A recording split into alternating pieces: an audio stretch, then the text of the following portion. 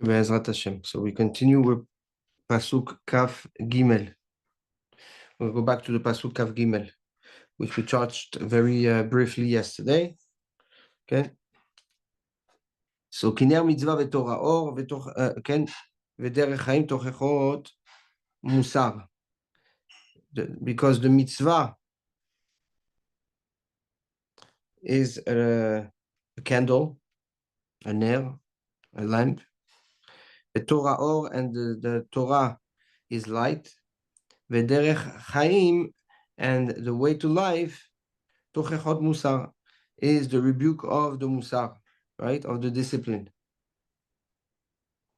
So the Gaon says that Shlomo HaMelech here is once again addressing the three pillars of Avodat Hashem, which are Torah, Mitzvot, and Midot.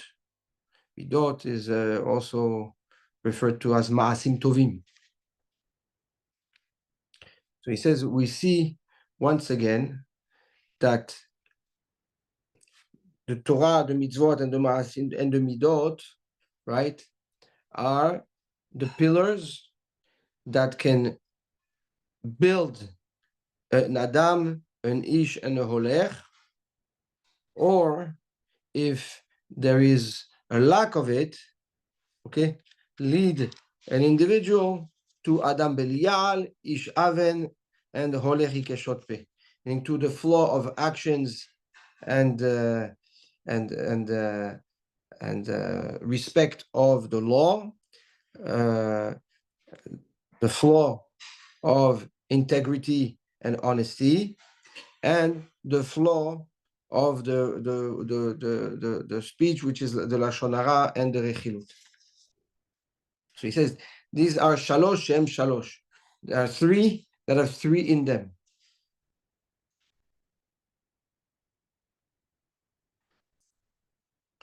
Now, this pasuk is a very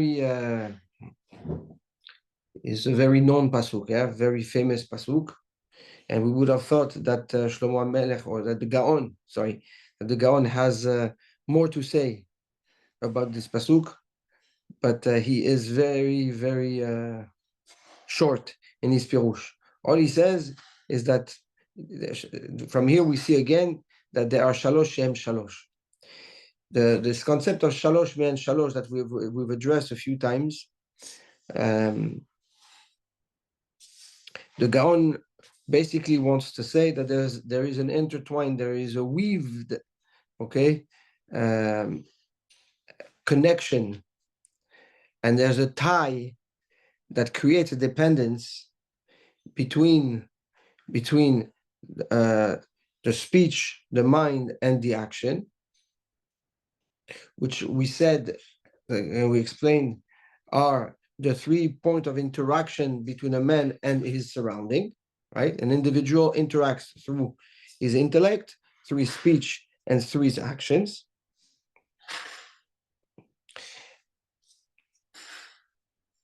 And all three are only alive and relevant when they have Torah, Midot, and Ma'asim Tovim. Torah, and Mitzvot.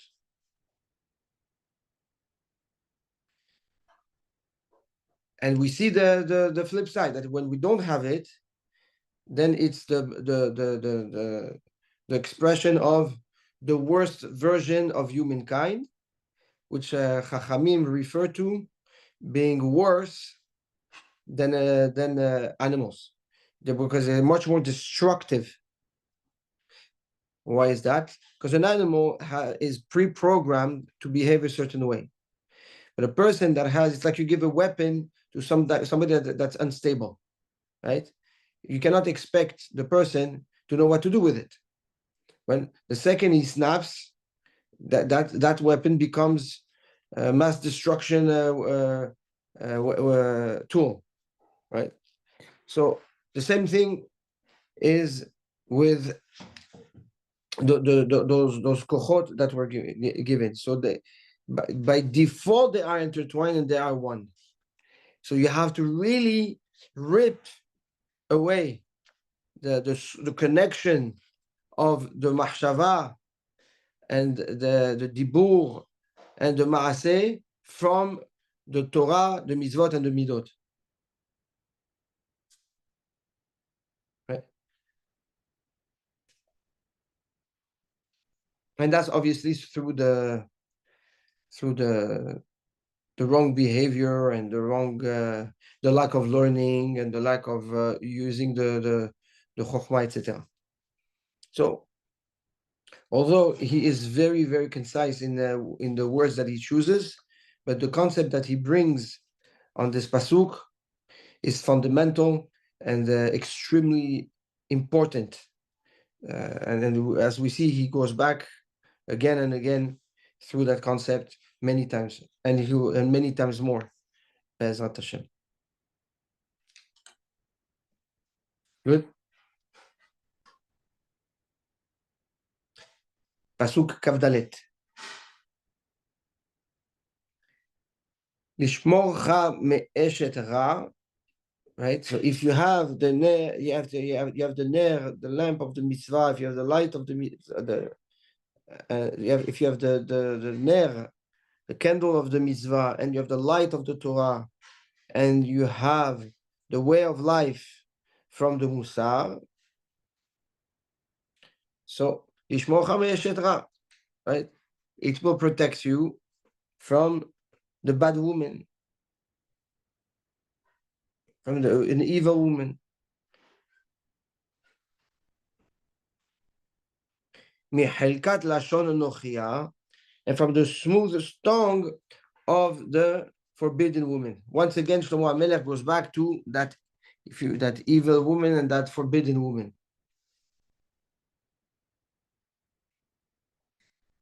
So says the Gaon, Lishmocha mi'eshet ra, protect you from the evil woman. The hemda, it's the greed. The bad woman is the greed. Shua nukva shel hara. It is the female version of the ra, of the bad. Like we've explained it. Yes, we've addressed it already in the past. And its purpose is only to do bad, to inflict bad on the person. Why is that? There's no meaning. There's from the chemda, there's no benefit. Right? What did we say? The chemda, the greed, consumes the person. The person, all he does is thinking about, okay, what he wants, what he needs to get, and he doesn't rest. Even at night, all he thinks about is what he's missing, and what he should have, and what he needs to have, and why this one has and not me.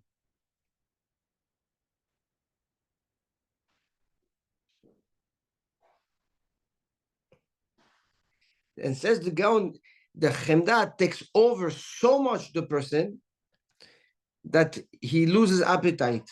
He doesn't eat, he doesn't drink, he doesn't care of his body. He's willing to travel even when he is sick. And he loses total balance of normalcy and logic. And says the Gaon, the hemda, the greed, not only doesn't give him olam haba, but even the olam hazeh that he has, it takes it away from him.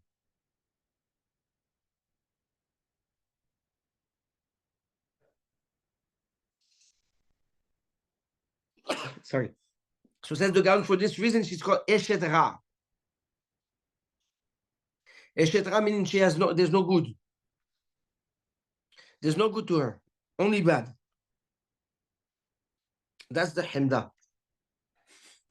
The greed has no positive aspect to it, zero. From the smooth tongue of the forbidden woman. Now we know that the forbidden woman, why she's forbidden? Because once she was allowed, right?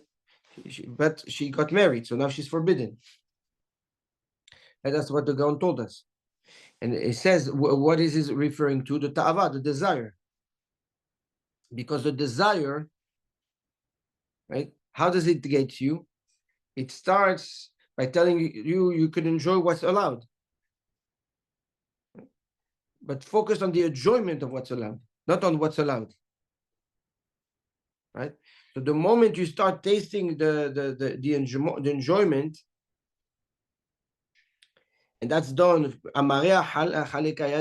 with soft and slippery tongue, a smooth tongue. What does it mean it's basically tava starts with things that are soft, that are sweet, that are allowed. It's good, it feels good. The desire feels good. You get a benefit from the desire. You eat well, you drink well, you sleep well, you have physical pleasures. But once you're hooked, you're hooked. Once the pleasure becomes the motive, you start drifting from what's allowed to what's forbidden.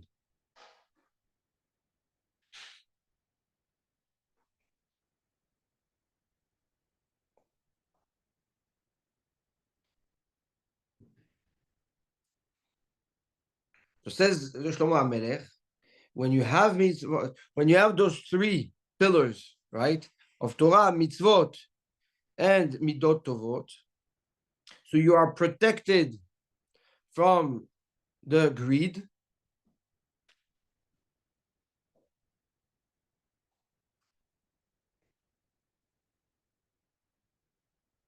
and from the the the the the, the, the slippery path of the ta'ava. Now, we've said it many times. The Gaon says it is that the ta'ava was given to humans to understand that there's a need, an existential need, right? If there was no ta'ava to eat, we would be forgetting to eat. If there was no ta'ava, desire to reproduce, we would not reproduce. So HaKadosh Baruch Hu gave us the desire fundamentally to exist, procreate, and serve a purpose. So the motive is what? To exist, to survive physically, to procreate. That's the motive of the ta'ava, of the desire. It says the Ari HaKadosh, what happened? Through the chet of Chava, Adam and Chava, right? The ta'ava, the desire, took a different stand. It became now the motive. So I eat because I have ta'ava. I have intimacy because I have ta'ava, not the other way around.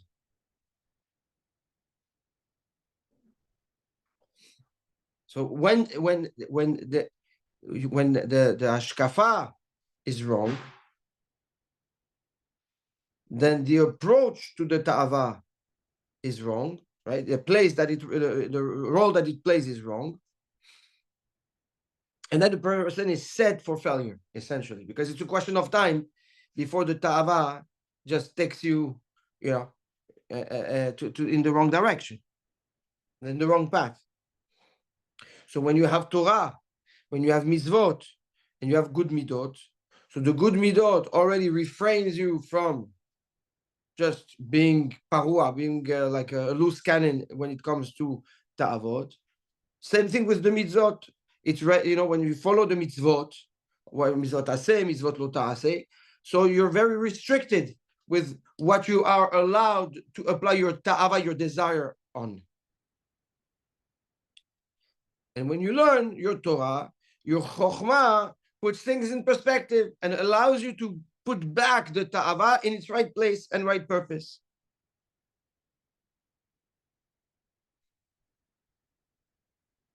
Same thing with the hemda, same thing with the greed. The greed should be even more obvious, right? Because the greed is based on what? On your imagination, on what the other has, on what you're missing, right? So same thing. Once you have midot, you have mitzvot, you have limudat Torah, it reframes you completely to understand that the greed is mamash davar ra.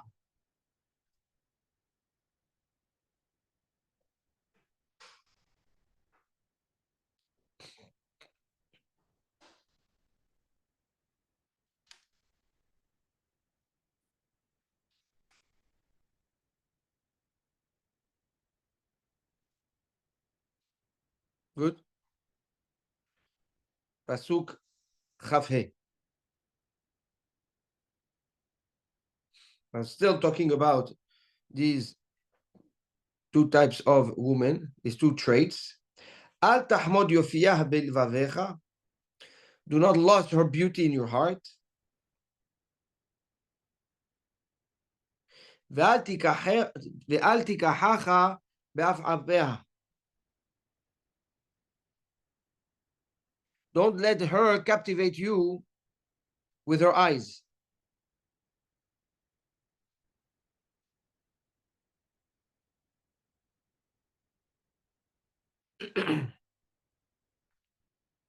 So for the himda, for the greed,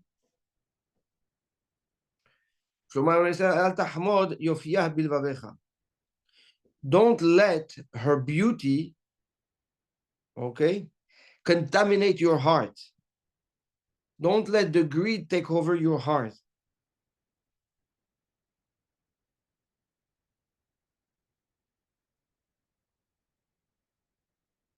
And he says, how does the greed works? He says, Al tahmod beyofia, do not lust for her beauty, right? What does that mean? That means you look at something and you start thinking about it and feeling its importance. And then suddenly, it's because it's important in your heart, you find a reason why you need it and how it's important for your family and how it's vital for your family.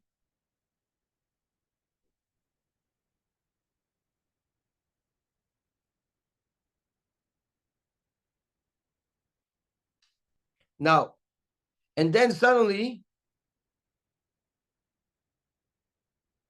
the person finds good reasons why the future those things are needed.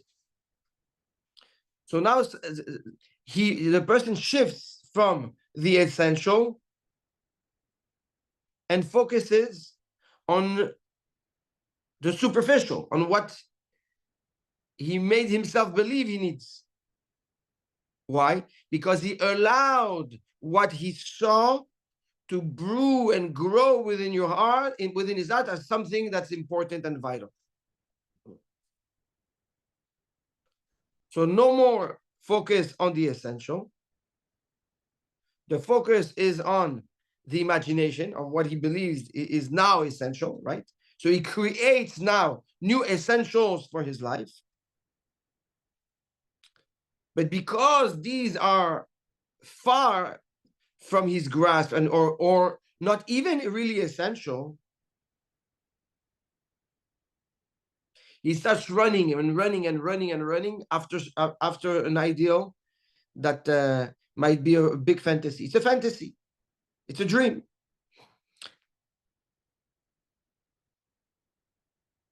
Now, he has to appease his conscience also, right? So what does he say? No, you know why I need all this? You know why it's so important? Because I want to learn better. Because I want my kids to learn better. Because I want to be able to serve HaKadosh Baruch Hu with abundance. Because I want to give my wife and my kids the best.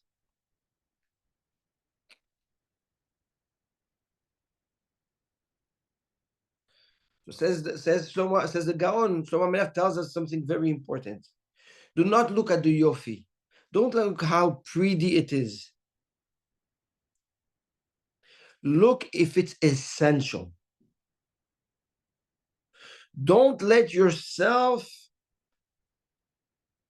fooled by the beauty.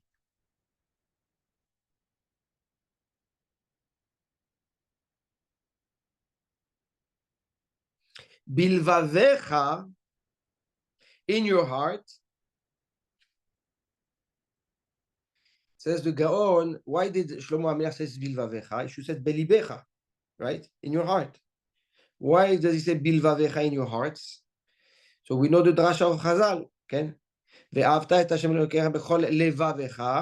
What does it mean בכל לבביך? בשני יצריך, with both of your יצרים, with your יצר הטוב and your יצר הרע. Says the Gaon, the Hemdah, right? The greed can install itself in the Yetzer HaTov and inside the Yetzer Hara.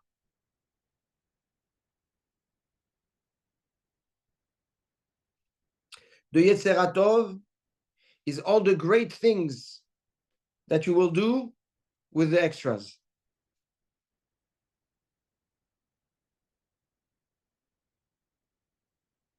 And the Yetzer Hara is all the real things you want to do with the extras.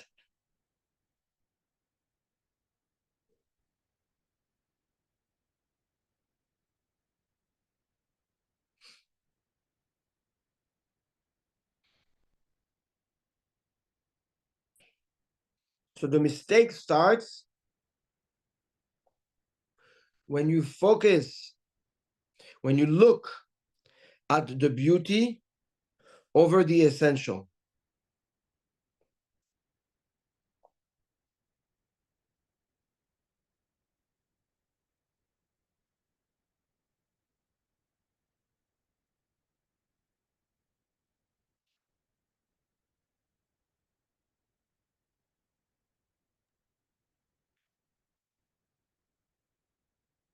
Now comes Shlomo HaMelech, the Gaon tells us, and warns us, be careful not to get fooled by your Yetzer HaTov and thinking that the beauty is essential or has a purpose to grow your essentials.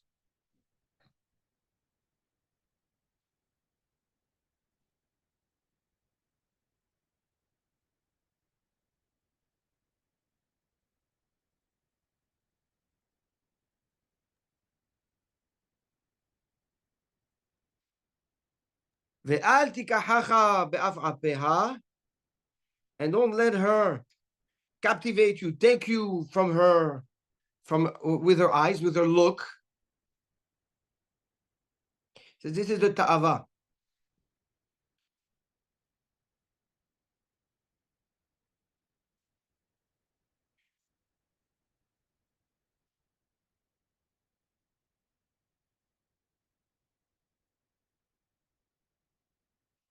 It says in the pasuk before that, the nochia, the ta'ava, how does she get you? With the smooth mouth, right?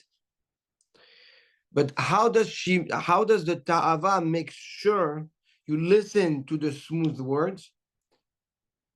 By attracting you with her eyes, by captivating you with your eyes, meaning the ta'ava has the ability to fixate it, right? Fixate, okay? What I mean to take away the awareness of your sight and start zooming into something, and by zooming into something, it starts awaking the desire that starts originally by being mutar to drift you to what's asur. So you get fixated by a desire, and that basically blinds you. You no longer have objective vision over the situation. And then it penetrates through the mutar to finally take you on the path of the asur.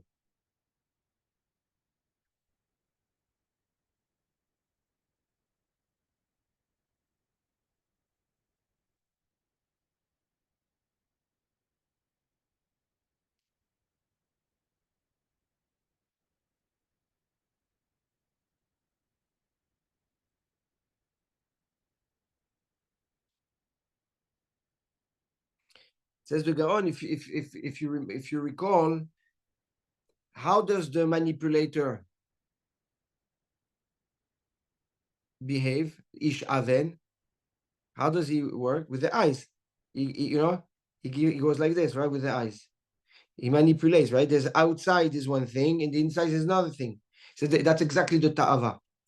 The ta'ava on the outside it's sweet, but the inside it's all rotten and bad.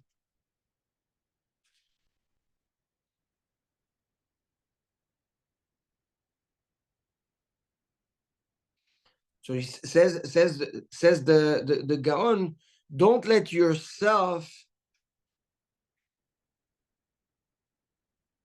When we were little, very little, there was this this anime, how you call it, this cartoon uh, from the jungle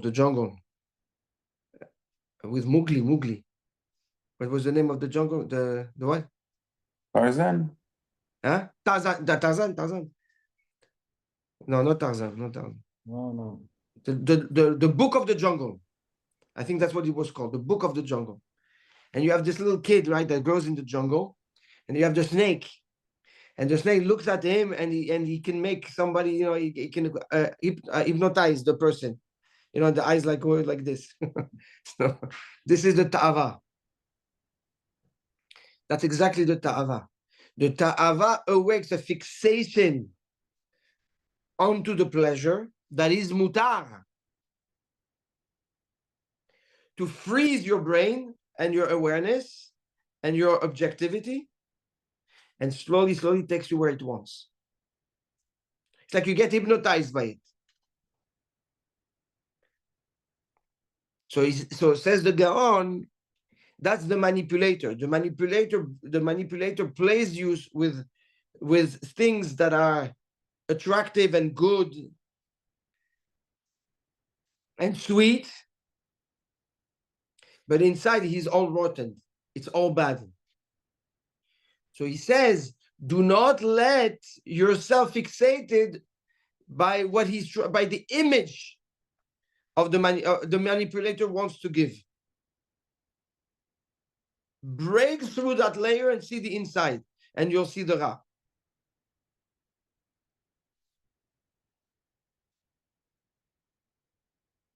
That is the power of Ta'ava.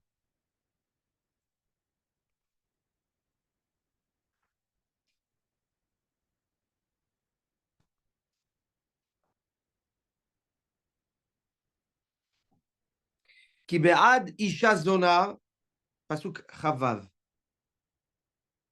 כי בעד אישה זונה עד כיכר לחם, ואשת איש, נפש יקרה תצור.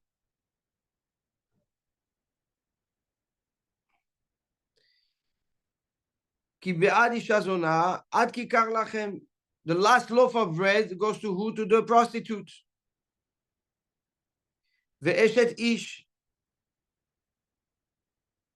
And a married woman, right? A woman that's forbidden.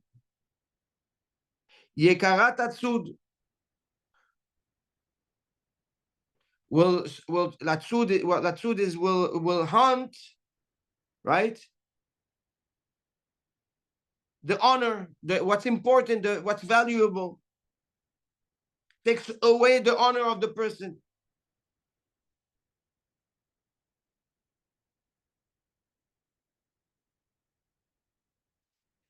So says the Gaon, ki be'ad isha zona ad kikar lachem.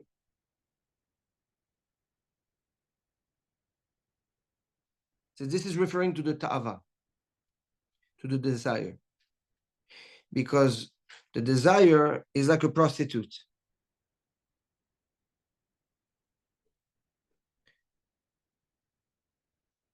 The prostitute shows you what she has to offer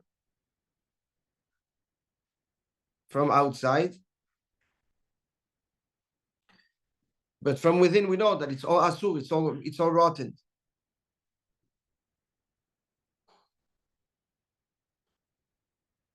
He says it's exactly the opposite of the Torah. The Torah doesn't, it's all about tzniut. It doesn't show itself. But once if she opens herself to you, it's all beauty and all purity and all a real connection. The prostitute connects from the outside, but has nothing inside to offer.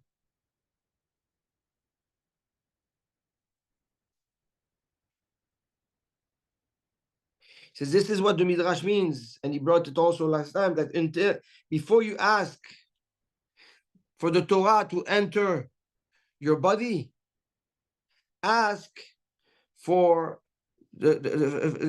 for the food and the drink not to enter your body.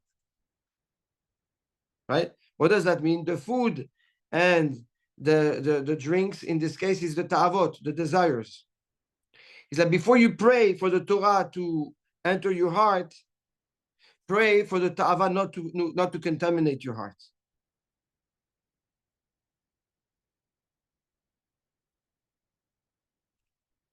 And says the Gaon, why Chachamim tell us this? It's obvious. He says because if a person runs after his ta'avot and is motivated in his life by his desires, then there's no room for his Torah. So not only that he doesn't learn his Torah, but the Torah that he learns, he forgets.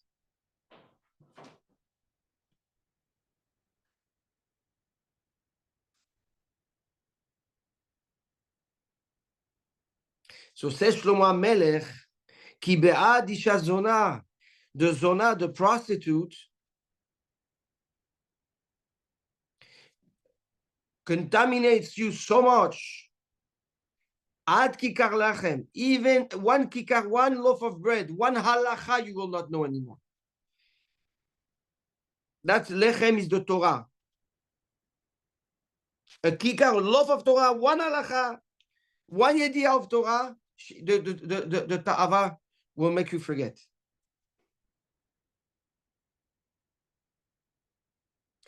And the logic behind it is very simple. Because the zona, the prostitute, is all about superficiality, right? It's all about the outside. Nothing internal, nothing primi, right? A prostitute doesn't have any emotions. She gives a service, her body. And that's the end of it. There's no bond, there's no connection, there's no before, there's no after. Says the same thing, right? That's the opposite of the Torah. So when a person goes for the ta'ava, what is the ta'ava? What is the desire? Has nothing before, nothing after. It's the moment.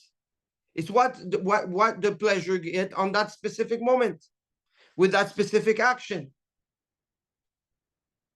So you mold yourself and program yourself to focus on the moment.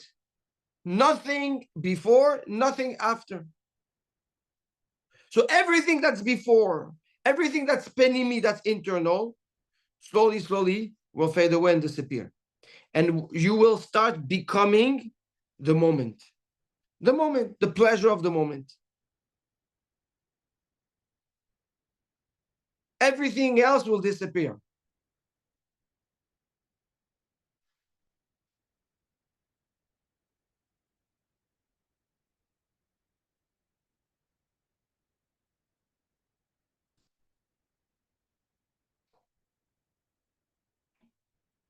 Says the God, this is what the Gemara tells us in Masechet Shabbat.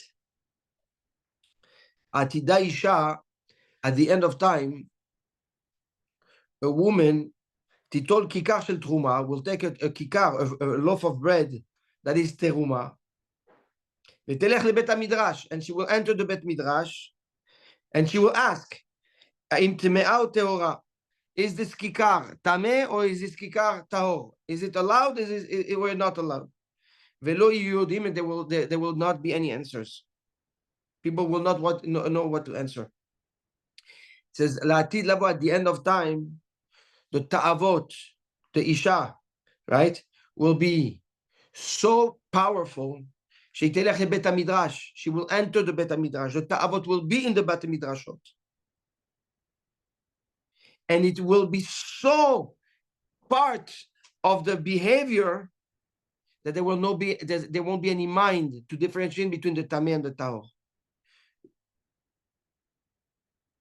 The people will be confused, that they will not know anymore, is it right, is it wrong? Is this tava proper or it's not proper? L'tzarenu harav, we see that today. We see that today. That people, the confusion is so great that doesn't matter. Even in the Olam HaTorah, we have a hard time differentiating on what's right and what's wrong. The leadership is slowly fading away. Yes. Okay, all right, but can you repeat that? What the meaning of her walking into the Beit Midrash and asking if it's Tahor or Tameh? It means that the ta'ava will penetrate the Bet HaMidrash. It's not going to be outside of the Bet HaMidrash. Like Chazal say, "Im pogea umenuval ze moshcheu lebet HaMidrash." If the Yetzer Hara attacks you, what should you do? That's the Gemara in Kiddushin. Moshcheu lebet HaMidrash, dragging inside the Bet HaMidrash. That's what we should do. אבל עתיד האישה, לעתיד לבוא, at the end of time, that Isha will be inside the Bet HaMidrash. That Zona will be inside the Bet HaMidrash. The Ta'ava will enter the Bet HaMidrash. And it will be part of the inside the Bet HaMidrash. And when she will ask, is it Tameh or Ta'or? When the Ta'ava itself will tell you, is it right or is it wrong? Lo yudaim. There will not be an intellect that has clarity, that has objectivity, that has the proper knowledge to differentiate between the right and the wrong. This is how vicious and contaminating the ta'ava is.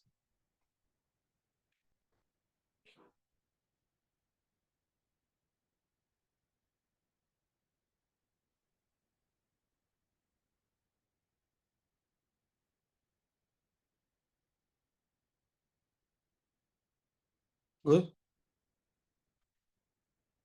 Ve'eshet ish nefesh yekara tatzud, and the married woman, right? She haunts the honor.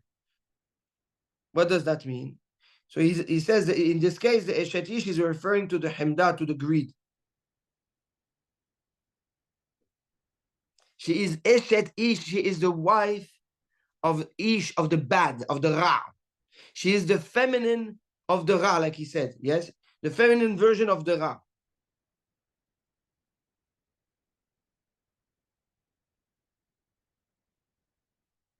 And he says this is the polar opposite of the mitzvot.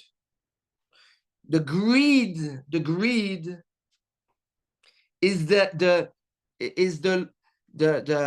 version of a person without any mitzvot. Meaning, without mitzvot, the greed grows. Without Torah, the ta'ava grows. Without mitzvot, the greed grows.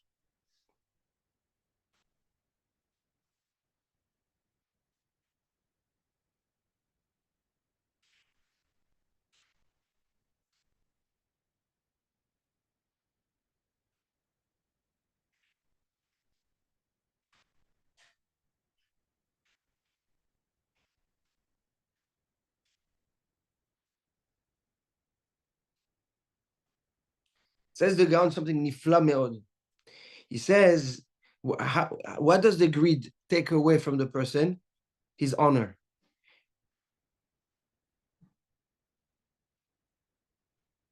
How? By telling you that you have to be more honorable. What honors you? What gives you more pride and more respect? If you have more, if you go after more, and there's good reasons behind it, you want to do more tzedakah, you want to give a better life, you want to give this, right? So the fact that you fixate on the more, it slowly takes away what you have inside. It goes after your honor, because before it takes away who you are.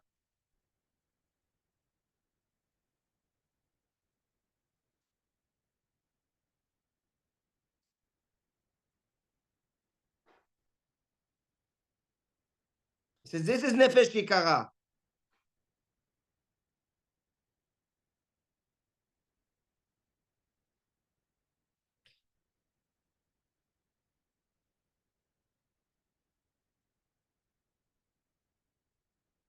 He says, nefesh is the mitzvot. Yekara is the Torah, like he says, Yikarahim mipeninim.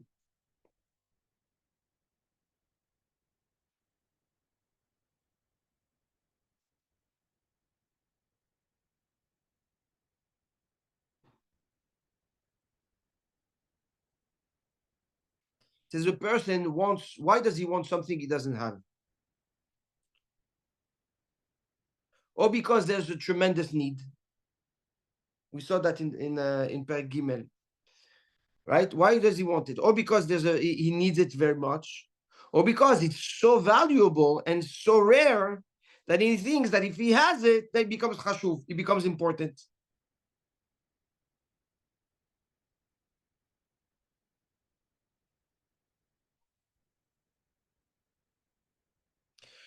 So he loses, right, focus on who he is, on what he does have,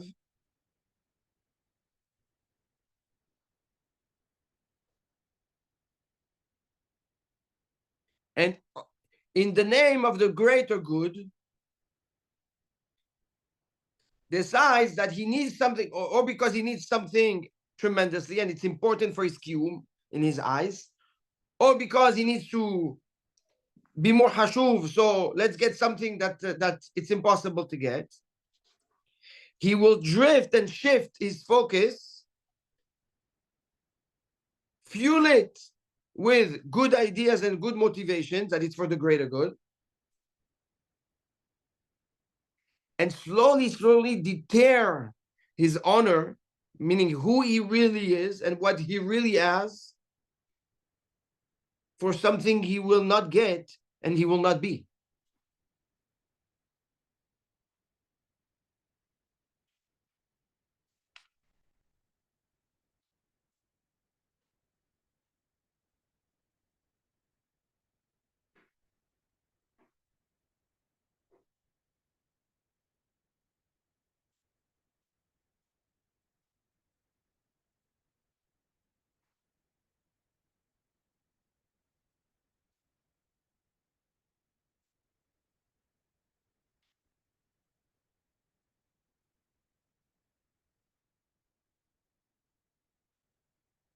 Says that once a person starts running after the greed, like we said, he doesn't honor his body, he doesn't eat, he doesn't drink, he loses total control over the balance of his body and his nefesh. And with it, all his identity and his pride disappears.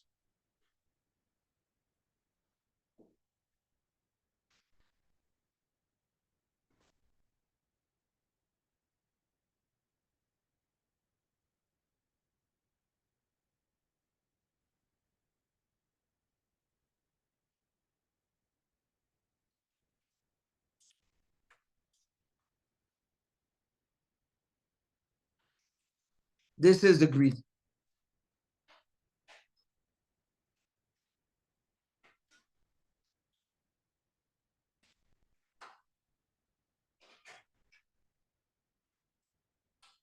Another thing the Gaon says, he says, when you live your life with ta'avot,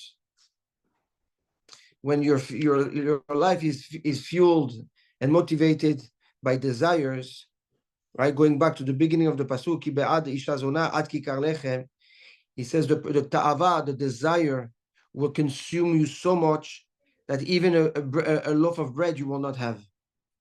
Like you will burn all your means and all your resources to satisfy your desire, to the point where the person is left with a loaf of bread. And we see that. We see lo alenu, people with their addiction, right? Because addiction, essentially, what is it? It's ta'ava on ecstasy, like they say, right?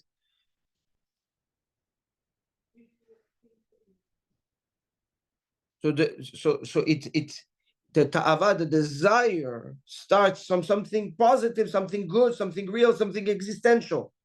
But because you let it loose and you don't frame it with mitzvot and Torah and midot, it grows to become a monster. And you start feeding it, and burning your capital, what you've built, what you've owned.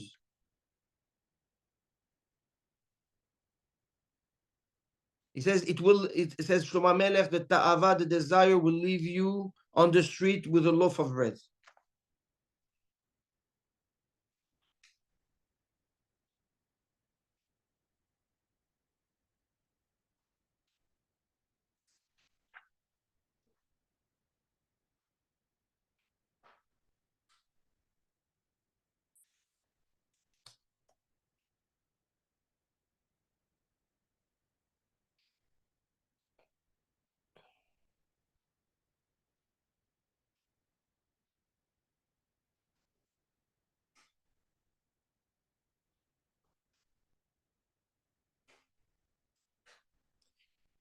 And against the greed, says the Gaon,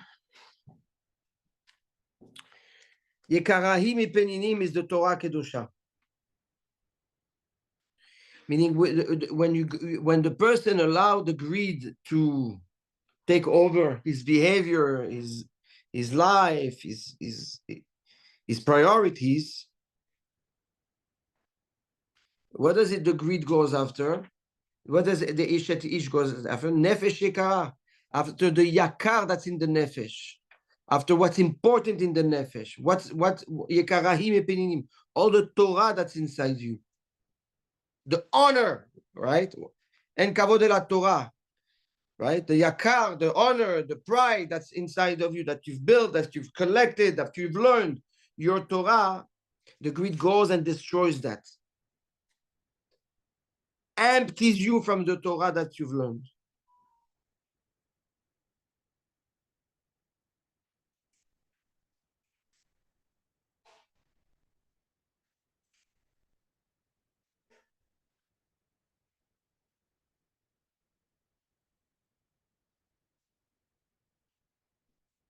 That's what Shlomo said, Yekarahi mi peninim.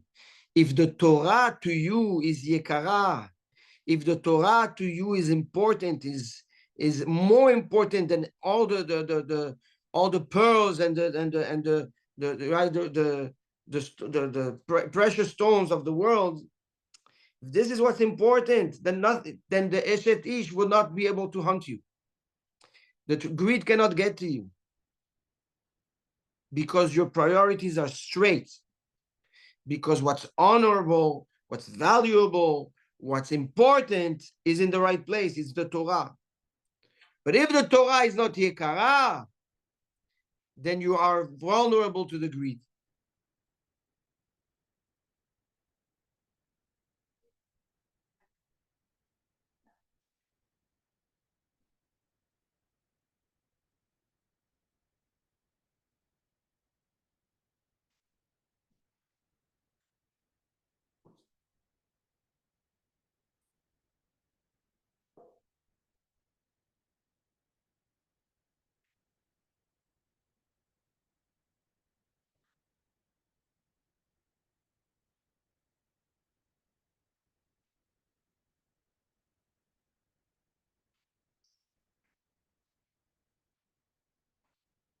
And he says that that's why the Torah brings Yeshuv Da'at to a person. Menuchat nefesh, ta'anug, hashked, vavetach, security, tranquility. And the flip side, the greed, what does it bring to a person? Troublesome. He's always running. He's always on the go. No, even when he's asleep, he's always thinking that he loses all this dimension of his life and transfer and trans and not transfers and exchanges, right? Tranquility for trouble.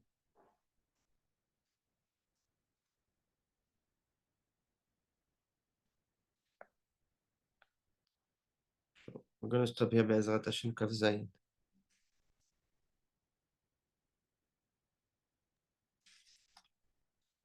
Any questions? I'll speak for myself. Okay, Yes. we're all humans. Nachon. I'm pretty sure that we're all born with greed, and let's talk about greed, not ta'avot for now, is innate. We're born with it. Yes. We have a desire to make more money. We have a desire to do good and chase after more and more and more, so we can do more tzedakah. We could have nice material things, whatever it is. Okay, how do you and you learn Torah? How do you know how to define the balance? How do you know when enough is enough? How do you know when you've accomplished what you were supposed to accomplish and stop chasing it? It's very hard. It's fantastic lessons, but how do we apply it? How do we figure out how to apply it? It's a first of all, the answer to this question is not one sentence. It's the entire Mishlei. It's the entire Mishlei. But if you pay attention to this lesson of Shlomo HaMelech, the greed comes from what? What is the definition of greed? Is choosing superficiality over essential. And then making believe that the superficial is essential. Two things. Okay? Shifting the focus from essential to superficial. And when I mean superficial, I don't mean not important. Superficial, the greed is wanting something because you see it from somewhere else as something important. What do you mean? Oh. Rabbi, someone else has something or is more accomplished. Is that the greed in us? Yes, that's greed. That's greed. That's greed. Now, the Radak says that this is what pushes evolution of humanity, right? Why do we evolve? There is an element of greed, okay, and of kin'ah. Oh, this one has that, so I want to do this, and that pushes evolution. Samsung did this one, iPhone has to do that one. iPhone did this, Samsung has to do that. Mercedes did this one has to do that. This one has to do this. Right? So the Radak explained, he says, this is what allows humanity to evolve, right? Now, so that to that extent, there is no, it's not, that's not what we're talking about. The greed we're talking about that Shlomo HaMelech is addressing it based on the Gaon. Obviously, yes, is when you let go of the essential to focus on what's not in your trajectory. We have to have aspirations, and we have, you have to be anchored, and your aspirations to Shamayim. There's no limit to Shamayim. Okay, but when you shift, when you transact, when you exchange the essential for the superficial, that's the greed. When you have essential and you have superficial, and you understand what's essential and you understand what's superficial, that's not greed.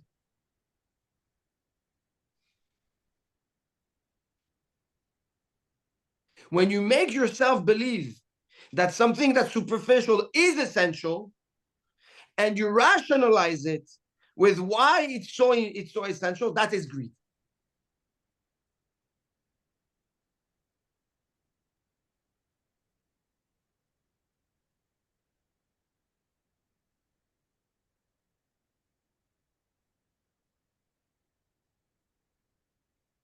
So I'll give you an example to that. Yes.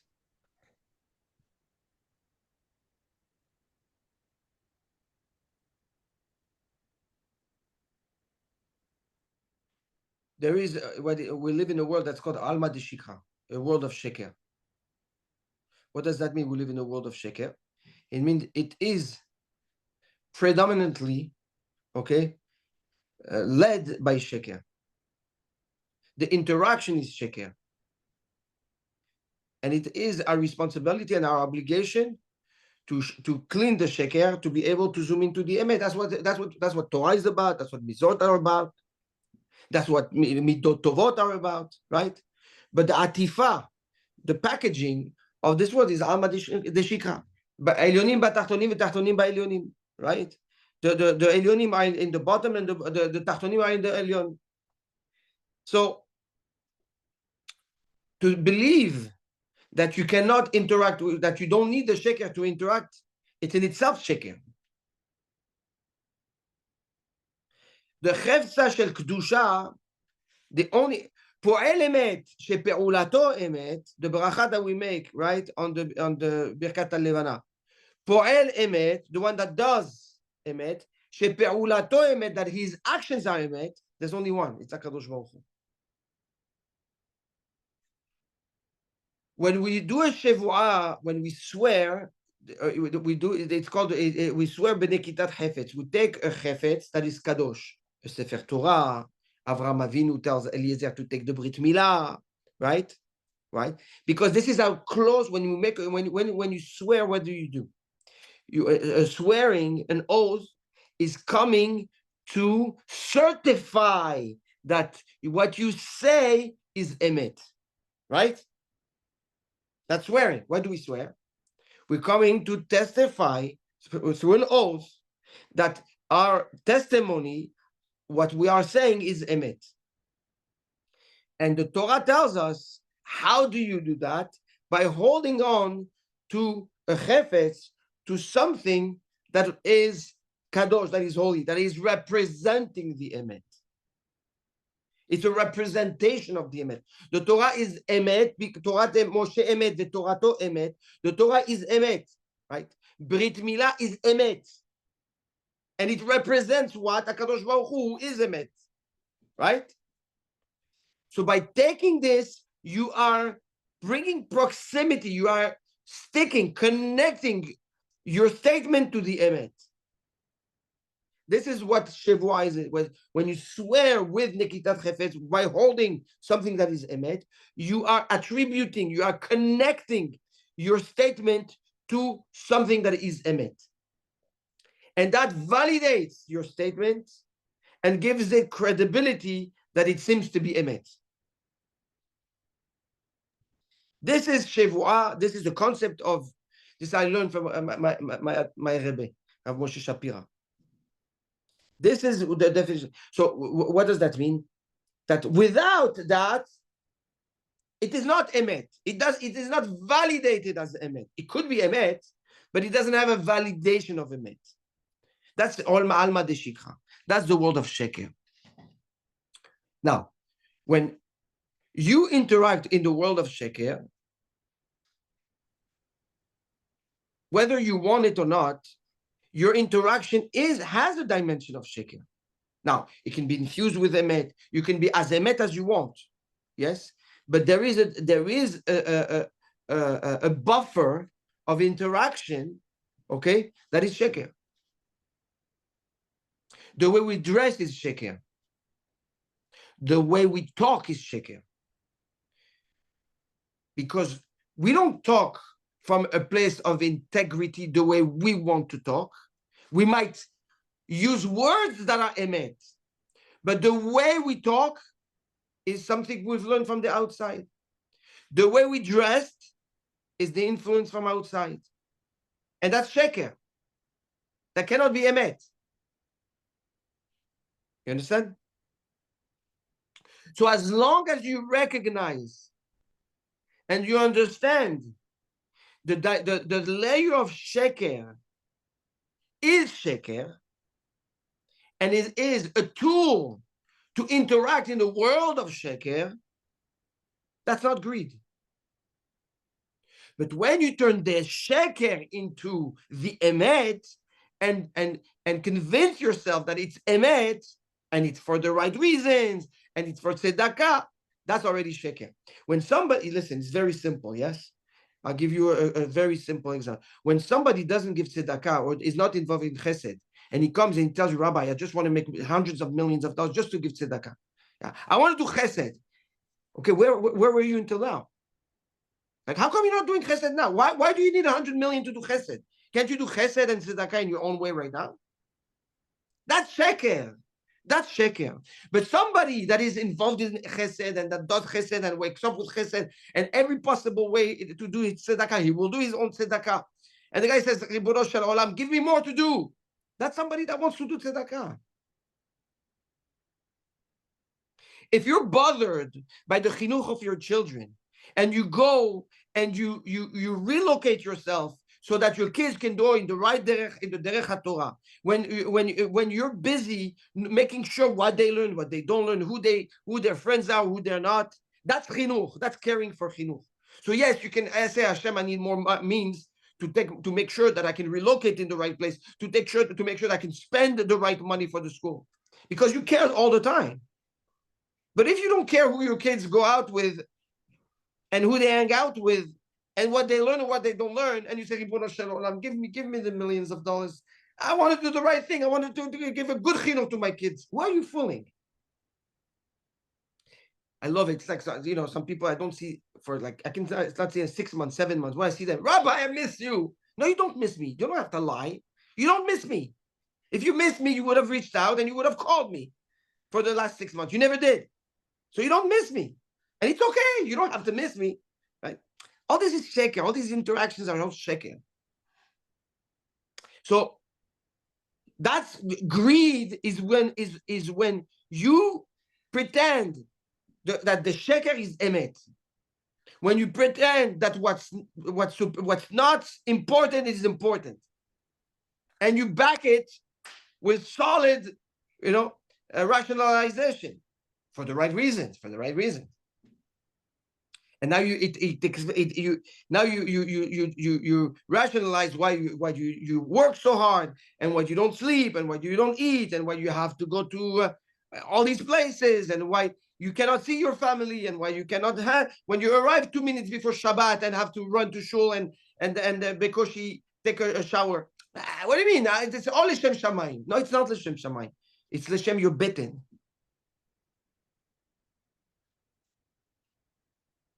Yes, Dan, you wanted to say something. So it's if I'm understanding this correctly, if the essential is having, let's just take it down for a second. We need a place to live. We need a house. Okay, the essential is a roof, and if I want something nicer, as long as I say, okay, well, don't forget where the gaon comes from. The gaon comes from a place that every one of us should develop a level of cruelty and selfishness towards everybody else to protect the growth of our Torah in order to be blessed with the Hashgachat Hashem. And don't put that back in perspective, right? So from that angle, now the Gaon addresses what he's addressing. Yes, okay. So you need a place to live. But Chachamim say, right? A beautiful home opens the da'at of a person, allows a person to have a broader da'at. Right? That's not me saying, that's Chachamim saying. And it's not dira gdola, dira na'a, a nice home. So where is the fine line? The fine line is like this, is that if you are at a level that you don't care if your kids eat or don't eat, and it's not your responsibility, and you throw it out to HaKadosh Baruch Hu, then you live a sheker. Right? But if you know that you're not there, if you know that you're not at a level of emunah and bitachon in HaKadosh Baruch Hu, right? to that, then this does not apply to you. So what yes applies to you, right? What does apply to you? That you have to give a roof to your family. Yeah, you have to give a roof to your family. Now, what does that mean to give a roof to your family? Is to give an environment where not only you but them also can grow, right? So if to you what's important, right, is the shine on the paint, and to make sure that there's nothing gets gets moved, and you live in a museum, that's sheker. That's sheker. But if the environment is an environment that is conductive to the growth of Yirat Shamayim and Simcha and Achva, and that's the reason why you're doing it, that's the reason why you're doing it, there's no issues. There's no issues. I said that many times over the years, right? I was many times asked, I want to drive a Ferrari. Can I drive a Ferrari or not? Is that so to drive a Ferrari? I want to drive the Ferrari. I love the Ferrari. I want to drive. So the answer I've been given, and that's basically what the Gaon is saying. If the Ferrari defines you, right? And when you drive to shul, you want to be seen on the Ferrari, but you will never do chesed and drive somebody from the shul back home, or stop when you see an old man with bags or an old lady that's carrying something and say, hey, let me take you. Then no, you're not allowed to drive that Ferrari. You're not allowed. It's a shul for you to drive the Ferrari. But if you drive it because you want to impress in business something, but when you're out of that world of sheker and you come back home, right, you will have no issues doing chesed with it and dropping Shabbat packages, and you don't care about it, then that doesn't define you. You understand that it's sheker. You understand that that's not what defines you. That's not what's important. You just do it to show, for the show. When we play the movie, okay. So when you're acting, then it's okay. You can act. It's part of the acting, tools. Huge Disclosure mileage. form. What? Go ahead. I was saying it's like a disclosure form. As long as you disclose everything, right? Right. Okay. Right. When you sign on the purchase of the Ferrari, Exactly. It's a Exactly. huge mila to get to that point in life, because going back to the first thing how we started this conversation, we're humans. We need to train. Exactly. That's what you're right. Train ourselves to get there. Absolutely. That's what it's about. That's what Torah does. That's what mitzvot does. That's Torah, what mitzvot, musar. And Musar does. Exactly. That's exactly what it does. It builds you to that place. And I believe then when you excel and you're all the way there, you have no more complex about it.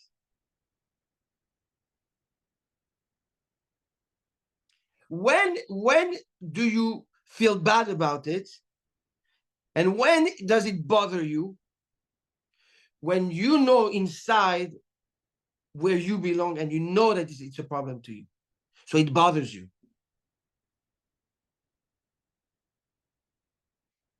But if you are completely detached from it, it doesn't bother you anymore. It's just a tool like any other tool. You couldn't care less. Andy once, many years ago, and that's the same lesson. I don't even know if you remember that.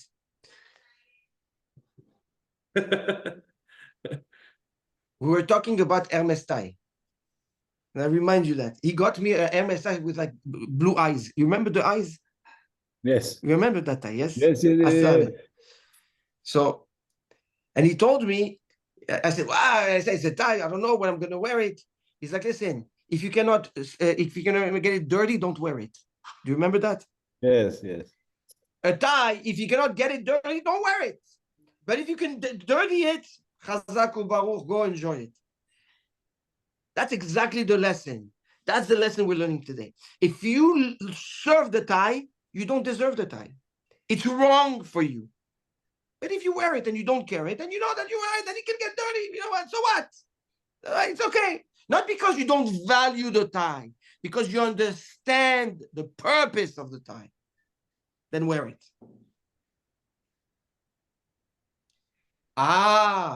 Back to Brian's question, how do I get there? It's Mishlei. That's limudat Torah b'machshava. That's mitzvot. That's the midot. That's machshava dibur u'maaseh. But it takes you back to the point that you did speak about earlier, that there is still a lot of sheker involved with the Torah. I'm doing this. The No, Torah not with the Torah. People pretend around it. Yes.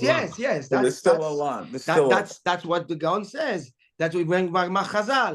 Atida Isha, at the end of time, right? The ta'ava and the greed, right? It's very specific to the ta'ava, right?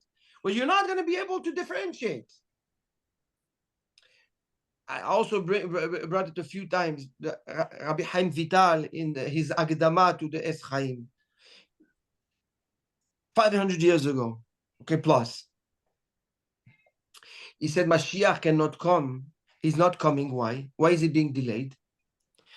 He says because of the Talmidei Chachamim that build yeshivot, buildings, okay, to pride themselves instead of teaching. This is why Mashiach is not coming. When they trade, okay, the Torah for their presence, for their ego. This is the Ikuva de Mishicha. The Talmidei Chachamim are not supposed to build buildings. They're supposed to teach Torah. I agree, we need yeshivot and we need buildings, but there's a room for the building and there's a room for teaching. If you're a Talmid Chacham, you're not supposed to raise money. You're supposed to teach. You can take a portion of your time for it, right? But not turn yourself into somebody that just builds buildings. Then if that's the case, you can be a builder of yeshivot and also Talmid Chacham on the side. Yeah? That's where it becomes very, very tricky. Are you the Rosh Yeshiva teaching, or are you the Rosh Yeshiva building and raising money? There's Yetzirah for everyone. No, that's exactly no. Everybody, not one person can say, I'm covered. No, More you study, more you have. Exactly. כל הגדול מחברו, יצחוק גדול ממנו. חזק וברוך. Love you. Thank you. ברוכים תהיו. Beautiful. Beautiful day. Thank you. Thank you. Love you. Bye.